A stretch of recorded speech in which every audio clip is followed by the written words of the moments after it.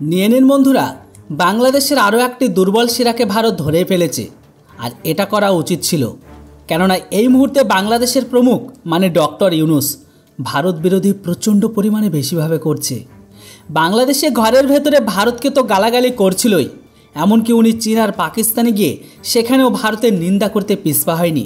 আর এই কারণে মোহাম্মদ ইউনূস ওনাদের কর্মকাণ্ডকে দেখে ভারত সরকার ফ্রিতে দেওয়া বাংলাদেশকে ট্রানজিট সুবিধায় বন্ধ করে দিয়েছে, এমনকি বাংলাদেশে পাঠানো কার্পাসকে পর্যন্ত বন্ধ করে দিয়েছে। বাংলাদেশকে দেওয়া সমস্ত সুযোগ সুবিধা বন্ধ করছে, যেটির মাধ্যমে তারা ভারত থেকে ফ্রিতে মেডিসিনকে পর্যন্ত নিত। কিন্তু এখন বাংলাদেশকে আরও একটি বড় ঝটকা দিয়ে বাংলাদেশকে দেওয়া টায়ার সার্ভিসকেও সম্পূর্ণ বন্ধ করে দিয়েছে।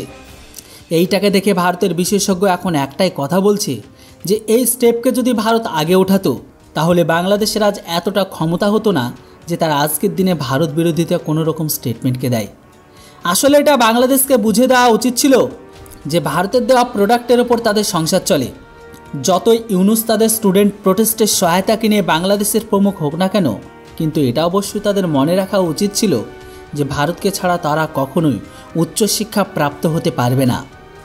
আসলে বন্ধুরা, এখানে কথা হচ্ছে ভারতীয় টায়ার্সের, যেটির উপর নির্ভর করে বাংলাদেশের পুরো ট্রান্সপোর্ট সিস্টেম চলে।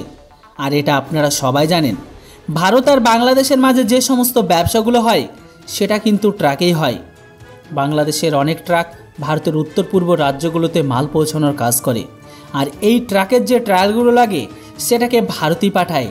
হয়তো আপনারা এটাও জানেন না যে গোটা বিশ্বের টপ 10 টায়ার তৈরি কোম্পানির মধ্যে ভারতেরই 4টি কোম্পানি শীর্ষে আছে, যেটিতে এমআরএফ, অ্যাপোলো, বিকেটি আর সিএটির মতো কোম্পানি যুক্ত আছে। একা এমআরএফের একটি শেয়ারের মূল্য মাত্র 1.25 লাখ, কিন্তু ভারতের টায়ার এক্সপোর্ট $3 বিলিয়ন, যেটিকে 2030 পর্যন্ত $5 বিলিয়ন পর্যন্ত নিয়ে যাওয়ার টার্গেট রেখেছে।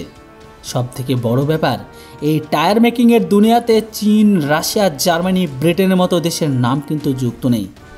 এই সমস্ত দেশগুলো তারা তাদের ট্রাক বা অন্য চাকার জন্য তারা ভারতের থেকে চাকাকে নিয়ে থাকে। খবর অনুসারে বাংলাদেশের হাই পারফরম্যান্স টায়ার তারা ভারত থেকে কেনে, যেটিকে ভারতের এমআরএফ আর ইএটি কোম্পানি এক্সপোর্ট করে।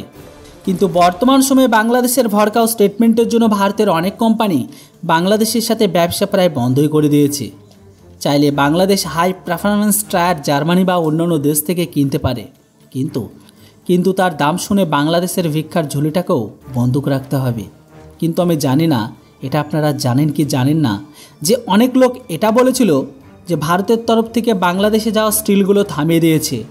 এরপরে দেখতে চাই বাংলাদেশের সব কিছু কীভাবে নিজেদের পায়ের দমে দাঁড়াতে চাই। বন্ধুরা, এবার আপনারাই বলুন, বাংলাদেশের ঘরের ভেতরে যে আমরা সস্তা প্রোডাক্ট বিক্রি করি সেটিকে কি বন্ধ করে দেওয়া উচিত না চালু রাখা উচিত?